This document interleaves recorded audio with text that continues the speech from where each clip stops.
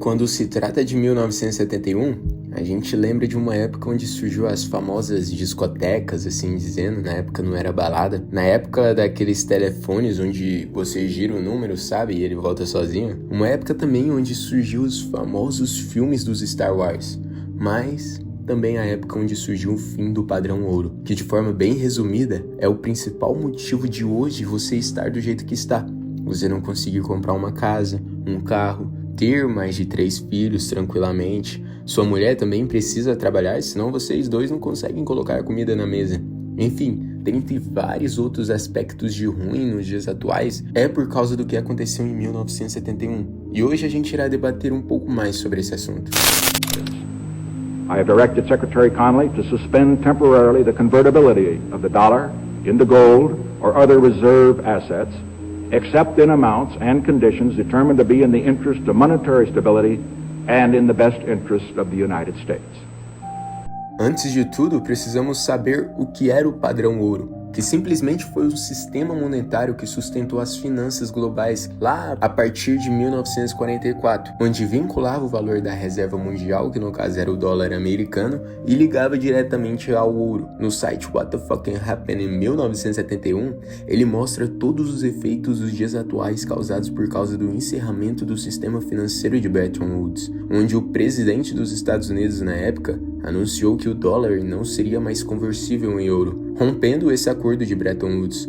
E é daí que tivemos o início do que chamamos de dinheiro fiduciário, onde o valor do dinheiro não é sustentado por um bem tangível, mas pela confiança no governo que o emite. E a confiança e governo, pra mim, juntos, principalmente, isso não existe. Tá, mas por que isso aconteceu? Quais foram os motivos? Simples. Os Estados Unidos, eles estavam gastando muito mais com a guerra do Vietnã e com programas sociais, como por exemplo, a Grande Sociedade, e eles começaram a imprimir muito mais dólares do que eles tinham em reserva de ouro para lastrear. Uma das causas também foi a falta de flexibilidade econômica, onde o sistema fixo não permitia ajustes de câmbio diante de crises ou mudanças econômicas, o que gerou a perda de confiança do dólar, onde outros países começaram a desconfiar da capacidade dos Estados Unidos de honrar essa conversão de dólares em ouro, levando assim países como a França a exigir o ouro em troca de seus dólares. E quando os países começaram a exigir ouro em troca de seus dólares, os Estados Unidos perceberam que não conseguiriam honrar esses compromissos. E o resultado?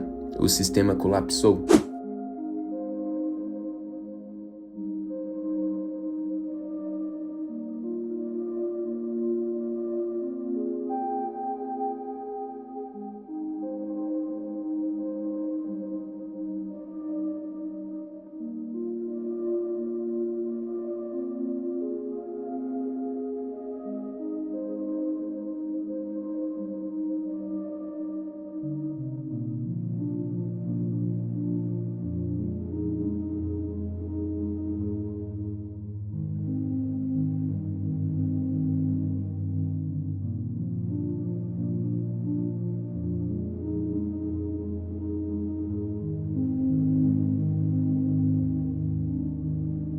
E com a quebra desse acordo veio as consequências que foram devastadoras, como por exemplo a inflação e a dívida. Teve também a estagnação salarial, onde logo no primeiro gráfico do site você consegue ver essa análise. E também a desvalorização do dinheiro, onde o fim do padrão ouro foi responsável pelos principais motivos de você não ter dinheiro e do real estar desvalorizado nos dias de hoje. Para você ter ideia, R$20 em 1971 hoje equivale a R$241 ou mais.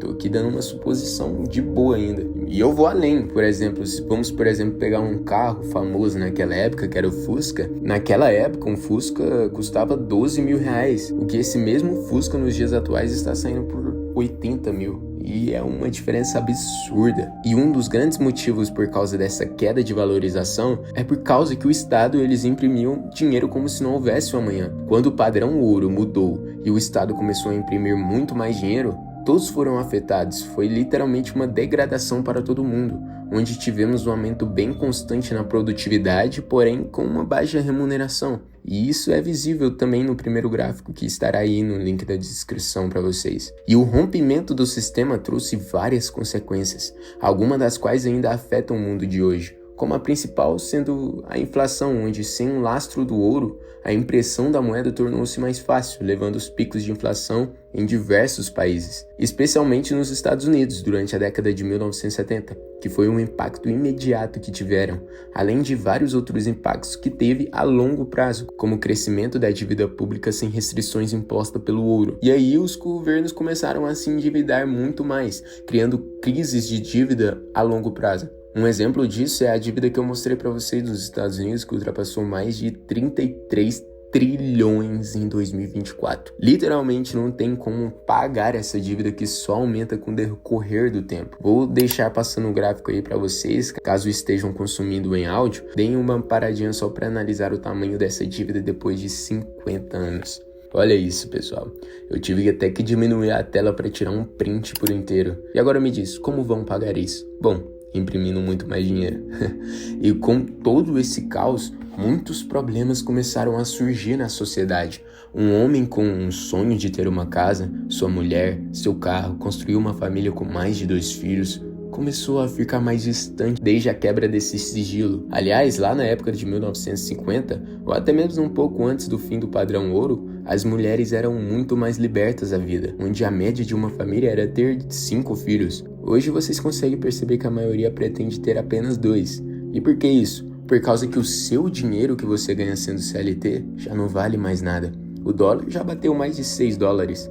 O efeito disso começará a surgir e o pão e o arroz que você compra hoje em dia vai aumentar ainda mais, como aumentam a base monetária do nosso país. Essa crise também incentivou a criação de soluções, como por exemplo o Bitcoin, uma moeda descentralizada que não pode ser manipulada por governos e que não pode ser imprimida ao contrário do dólar. Ao contrário do dinheiro fiduciário, o Bitcoin tem uma oferta limitada, protegendo seu valor ao longo do tempo. E se quiser saber mais, eu tenho um vídeo recente sobre isso, sugiro que deem uma olhada. E quando se trata de Estado, ele literalmente brinca com a sua cara. Além de imprimirem dinheiro, também cobram impostos, roubando seu dinheiro na cara dura. E depois vem devolver com prestações de serviço ou até mesmo Bolsa Família. E vou além, aquilo que ele te devolve não é nem 50% do que te roubou. Mas a solução está aí. Bitcoin, fica ligado. E com o avanço da nossa tecnologia, isso vai piorar cada vez ainda mais, pois teremos menos operários e muito mais máquinas. Pensa comigo, uma empresa que pode ter 10 máquinas que fazem um trabalho de 30 homens, por que não investir nas máquinas? Isso é de certa forma preocupante. Outro exemplo, mudando um pouco de assunto aqui,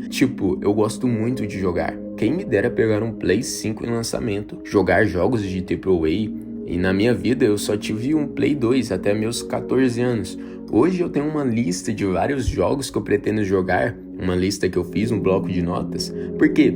Porque eu não tenho um console. Eu não posso gastar com isso agora, mas já estou começando a guardar uma parte para futuramente, em 2027, comprar um Play 6 no lançamento. E tá entendendo a ideia do que eu quero passar? Imagina para quem quer comprar uma casa, um carro. Não é à toa que o Brasil está em top 5 das moedas que mais desvalorizam no mundo. O que estamos vendo é a degradação do valor do dinheiro ao longo das décadas. Mesmo quem não entende de economia percebe isso. As coisas estão ficando mais caras e mais difíceis. E por instinto as pessoas estão gastando mais rapidamente, antes que o seu dinheiro perca ainda mais valor. E é sobre isso que eu queria tratar esse vídeo de hoje. Mostrar a ideia desse motivo que causou toda essa bagunça nos dias atuais. Talvez você consiga perceber alguma solução para se prevenir no futuro e repito novamente, Bitcoin, essa é a solução. Eu espero que tenham gostado do vídeo. Eu estou me dedicando cada vez mais nesses temas, então muito obrigado pela atenção, pelo tempo de todos vocês e como de costume, see you soon.